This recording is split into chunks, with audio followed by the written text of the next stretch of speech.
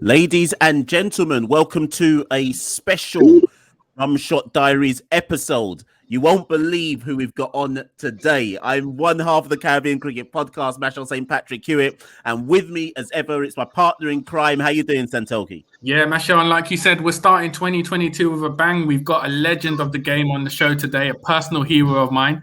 We could probably spend an hour talking about his accolades and achievements in the game, Mash. But as a fellow Jamaican, it's only right you introduce him to the people.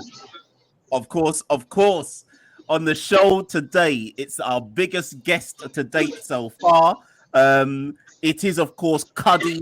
Courtney Walsh. She doesn't even need an introduction. I could read down the list of everything that Courtney's done in the game, but you surely can't be a cricket fan if you don't know about Courtney Walsh. So I'm not going to patronize anybody and say, and Courtney did this and Courtney did that. But we're absolutely honored to have the great Courtney Walsh on the show today. Courtney, how are you doing? I'm pretty good. Finally, we've made it. I know that there's a few attempts to get on the show, so finally we've made it, and I'm pretty good and excited for the new year that's coming up. So happy to be a part of your show. Thank you very much, Courtney. And for those who are listening, saying, what is Courtney talking about? We tried to make this happen at least 100 times at the start of 2022. But we finally got it together and all got ourselves in the same spot at the same time. But Santoki, why don't you jump straight into it? Because it's interesting that we've got Courtney on the show today in particular, because some important news has broken on the day of recording with regards to the West Indies women. So I'll hand over to you. Yeah, so Cricket West Indies announced today West Indies women's side are going to tour South Africa end of the month for 4 ODIs ahead of the Cricket World Cup, which is taking place in New Zealand in a few months. Courtney, as head coach of the women's side, how important is this tour to South Africa and what are you going to be looking for? Very, very important. I'll backtrack a little bit. That unfortunately, the qualifiers were cancelled in Zimbabwe, so we didn't get any cricket as part of the plan and preparation. So we only had 2 games, one warm-up game and one game against Ireland, when we were supposed to play like 8 or 9 games, which would have given us a good sort of idea as to where the ladies were, and much preparation and practice. Because since the pandemic, we've hardly played cricket apart from Pakistan coming to us, we going to them, and South Africa. So this tour is of immense value, I would say, to both teams, but more so us, because we just haven't been able to play a lot of cricket. So, we're very, very thankful that this tour is going ahead. Very excited to get a chance to see the ladies play before the World Cup, to at least give us some good and much needed match practice. It's interesting you talk about the World Cup, Courtney, because of course it would be remiss, and thank you for bringing it up. It would be remiss to not talk about what happened there in terms of obviously the pandemic, a new variant breaking out, and then the team having to go through quite an arduous journey back home to get back to the Caribbean. I think, what was it, about nearly 2 weeks it took for all of you to find your way back. How was all that, being not just within the bubble, but then a bubble almost to then try to get back home? It was rough. Leaving Zimbabwe and stuff wasn't that bad. But when we got to Oman, where we thought we'd have been able to move around, we were on the quarantine, and it was in-room quarantine. So can you imagine just being in the rooms, not being able to see your teammates or mix with your teammates for about 10 days? It wasn't very easy on the ladies, but I must give them credit. Everybody pulled through together. It was some tough times, and everybody was getting anxious, but we managed to get through that and get home together. So that was very good. And I think that's why the South Africa tour is coming at the right time now, to get us back into cricket playing mood and cricket playing minds. Will you be looking to get in some more tours or more practice after the South Africa series, or is it just straight to the World Cup after that?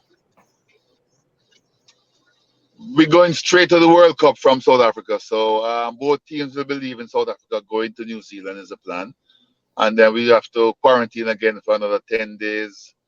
And then we have another 8 to 10 days of practice, and then get into competition mode. So it's a little bit longer we're going to be in New Zealand for than probably would have been normally under normal circumstances.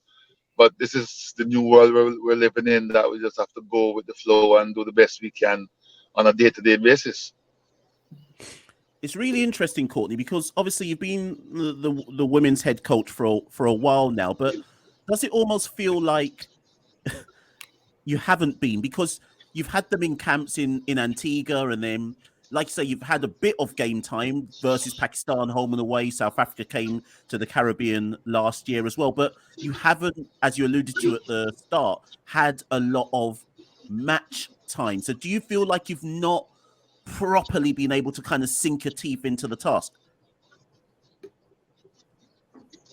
I haven't been able to, if you're going to be honest. I don't think any one of us who have joined the ladies recently would have had enough time, because we had the tour against Pakistan. We have had a couple of camps, and we had the tour of South Africa coming and Pakistan coming, and we going to Pakistan in the time since I've been in charge of it.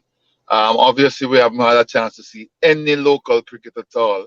So you're not able to say you spotted a new talent or work with a new talent. We just have to sort of pick from what we know and try to widen the pool to have a look at other people, which we have done that. So I think we have done everything possible to see as much people as we can, and we got good support from Cricket West Indies in that regards, and trying to help us to see as much people as we can. The unfortunate thing is that we weren't able to play any competitive cricket as a group.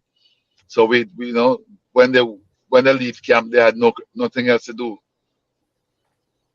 It's interesting. It's interesting you talk about the local cricket, because, of course, for those who have been following the women's game back home keenly enough, obviously, and this will probably sound like a common question that you get, but we're intrigued on the podcast to see what your answer is, because everyone talks about the fact we won the World Cup in 2016. It's now 2021, but there hasn't been a lot of game time in general for the women, not just during the pandemic, but just in general. And I guess what I want your view on is, what are the things that you have identified, pandemic notwithstanding, that need to change for the women's game in general back home? Yeah, we need to get more cricket being played. As you rightly say, there's not been a lot of game time, and it's something that we have highlighted. We have a discussion on, and we're hoping that as soon as things settle down, we can get a chance to address that. But the girls need more game time. I mean, I'd go as far as saying that it would be great to hear West Indies cricket thinking about the women's playing test match, because then they'll get a lot more game time and practice, even if it's like the one-off test here and there, to get them accustomed to playing, to being on the field of play. So it's something that we're looking at, thinking about, talking about. But I think locally what we need to do is to try to ensure that we get our regional competition back on track, get a window for it, get them to play, so that they have competitive cricket playing. And as head coach, I will get a chance of seeing the new talent that's out there, or having a fair look at everybody and reassessing again. So we really need to get our regionals going after the World Cup. We're going to be looking at that. And once we get that going, then you can plan camps around that. And the other thing that I would recommend is that I have recommended, is that we look at trying to get some emerging players. So we try to have an emerging camp where we have some youngsters coming into the camp from now.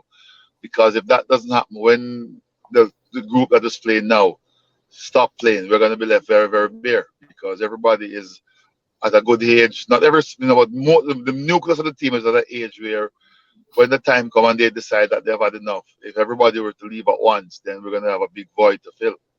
Mm-hmm. You mentioned Test cricket there. Obviously, West Indies women haven't played Test cricket for years. As a head coach, what long-term systems do you think need to be put in place to get them ready to play Test cricket, or to prepare players for red ball cricket? I think if we can get our regional game going and then move away from just T20 and 50 overs, but have some games where they play a two-day competition with points or something, to get them playing back to back, so they're on the field of play if it's 2 days or 3 days, so they can get accustomed to that. They get the overs in. You don't have to worry about only bowling 4 overs or only bowling 10, but come back and bowl a second spell.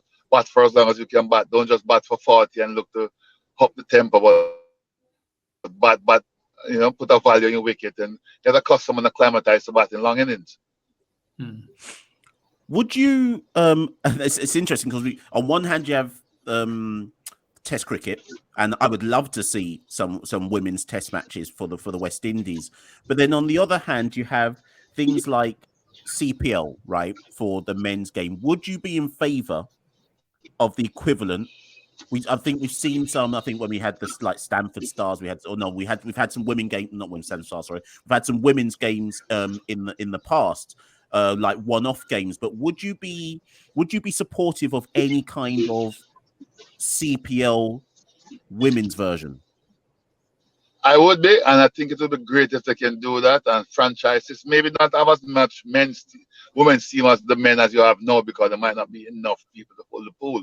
But at least have 4 teams if they can, to get that going. And if they can keep building and get another team in or 2 more teams in over a 3-year period, then that would be great.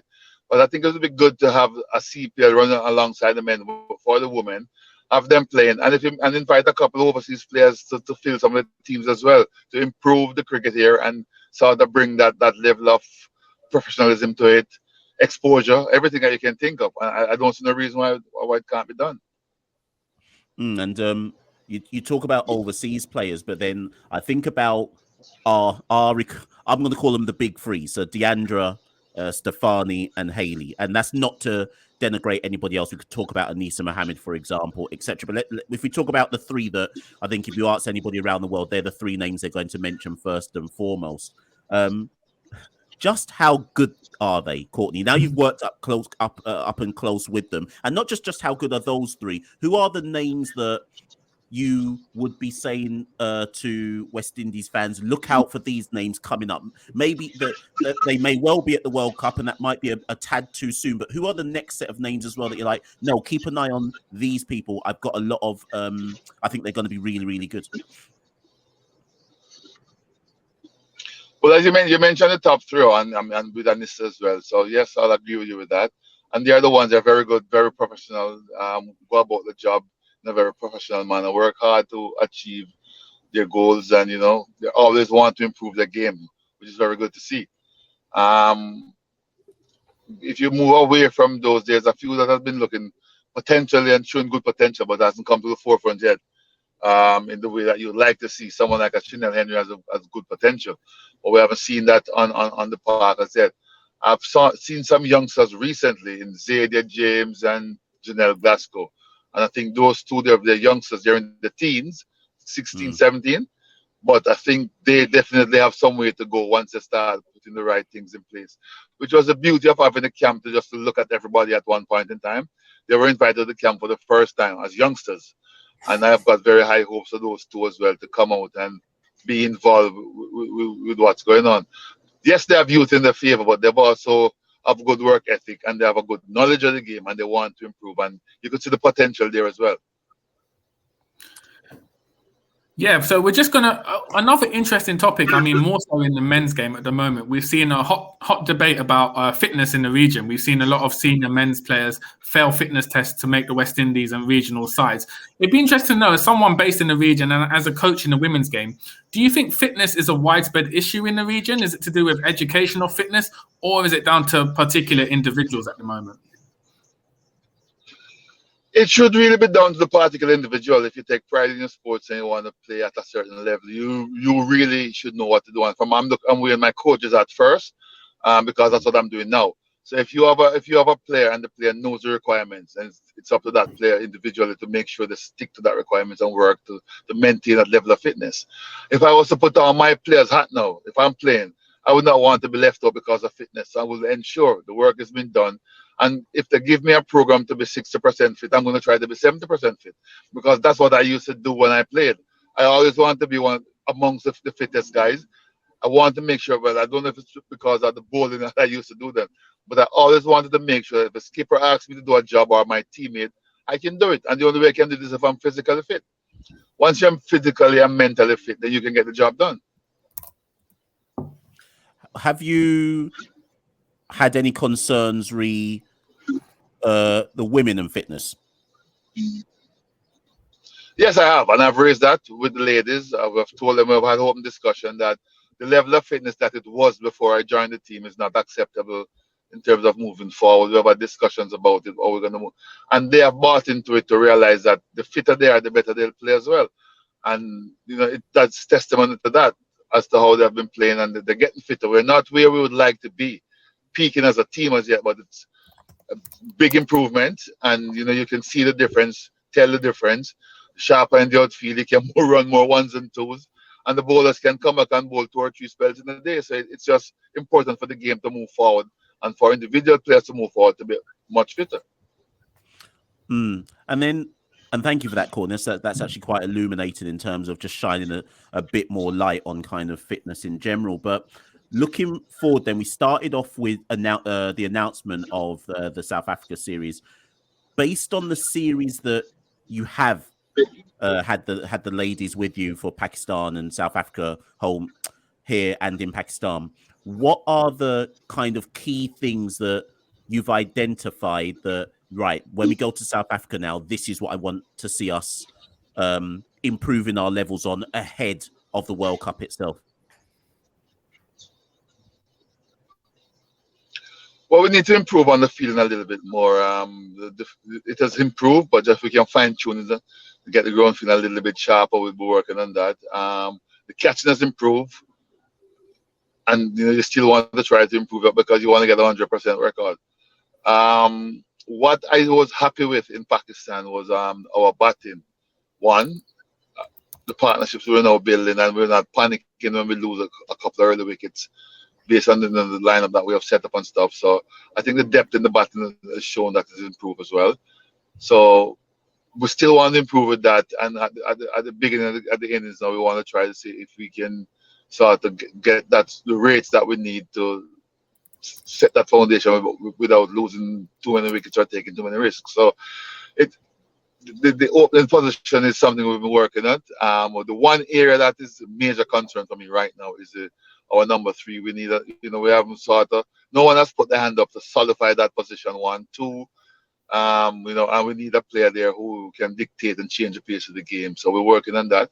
Unfortunately, the players that we had earmarked for those positions had ill health in Pakistan and Zimbabwe, so to speak. So we didn't get a chance to see them in that position. So it's still a bit open, so to speak. But that's the one here that I would just want to fine tune for the batting department.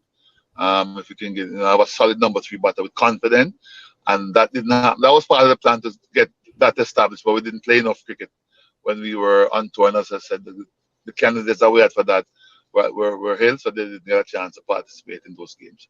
On the bowling front, a little bit more consistency in all departments. I don't want to put you on the spot, but I'm still going to do it. So, in terms of the World Cup,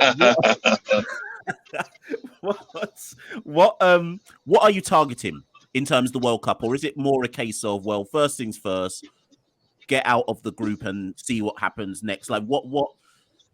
I don't expect you to say specifically, but what are you targeting for this World Cup, or is it as simple as we're going to win it? Well, no. It's that's a simple thing to look at, and the simple way to put it. We want to win the World Cup, and we're gonna win it. We're gonna try everything we can do to win the World Cup. But I think to get there, we have to target a semi-final position, because once you get into a semi-final spot, you give yourself a chance. So that's my main aim and target first. Let's do everything we can do to get into the top 4. And then once we're in the top 4, now we can assess where we are again and see who we're up against, and take it from there. So that would be my first major step, to say, let's target the top 4 spot. Indeed, no, I completely hear that. And just quickly before we kind of bring this to a close, and like I say, Courtney, thank you so much for giving up some of your time. How no soon? problem. So the team flies to South Africa. Must be relatively soon. Are you going to have a camp first in Antigua, or is it going to be a case of fly to South Africa and do all of your prep in South Africa? We're going to have to fly to South Africa and do all the cricketing prep. We were going to have a camp in Antigua, but the Under-19 World Cup is in Antigua, so there's no grounds available, unfortunately. And then we're going to Barbados to meet up to do the medicals in Barbados, and a physical, and then do all the cricketing prep when we get to South Africa. We would have loved to have had like 5 more days before we travel to get everything done, but it's kind of impossible with what's happening around and the restrictions that you got to do with travel and things. So we just have to bite at the bullet and make it work, and do all the physical and medical in the Caribbean, and then do all the cricketing prep when we get to South Africa. Indeed. I mean, it goes without saying, Courtney, that here at the Caribbean Cricket Podcast and all the West Indies fans around the world, we wish the team well, not just in South Africa, but for the World Cup as well. And we'll all be rallying behind them, hoping they can do as well as can possibly be. Santoke, any words from you? No, absolute pleasure to have Courtney on the podcast. Thank you so much for giving up some time to come on and share some insights into the women's side. And what Mash said, good luck for the side ahead of the World Cup in a few months. Thanks, Santoke. Thanks, Michelle. It's good to speak to you both, and thanks for your good wishes. And I'm hoping that we can do a good job to make you all happy and proud of us, and that they can make the entire region happy and proud. And the ultimate goal will be to win the World Cup. So, fingers crossed, hard work, and we're going to be giving it our best shot. Well, you heard it there first, people. We're going to win the World Cup. Courtney has promised it for us, but no, we're going to support the ladies. We're going to get behind them, and just want to say a huge thank you, Courtney, for coming on and giving up some of your valuable time. And let's touch base again, whether when you're in South Africa or nearer to the World Cup itself, and see how preparations are going. Thank you so much, Courtney. No problem. Pleasures, man. Catch up soon. Thank you very much. Well, ladies and gents, that I hope you enjoyed that brief touch-in with Courtney Walsh. I know a lot of you were saying to us, when are you going to focus more on the West Indies women's team? And Courtney has given us a really good insight into where things are ahead of the World Cup. Thank you, everyone. Thank you, everyone, for tuning in. Santoke, any last words on that? I hope everyone enjoyed that. Yeah, we'll be looking to get more short interviews from stakeholders in West Indies cricket going forward. But yeah, as Mash said, we're going to focus more on women's cricket 2022, as well as the usual that we usually do. So yeah, just keep a lookout for more content. Hope you enjoyed it. Let us know in the comments how you think the interview went, anything you want to raise, and we'll be sure to have Courtney on again in the near future. Most definitely. Press that like button, press that subscribe button, share this with anybody who you feel needs to know, and we'll catch up with you soon. Thank you and good night. We rule the cricket world. Now the rules coming. Welcome to the Caribbean Cricket Podcast, your one-stop shop for all things West Indies cricket. By the fans, for the fans.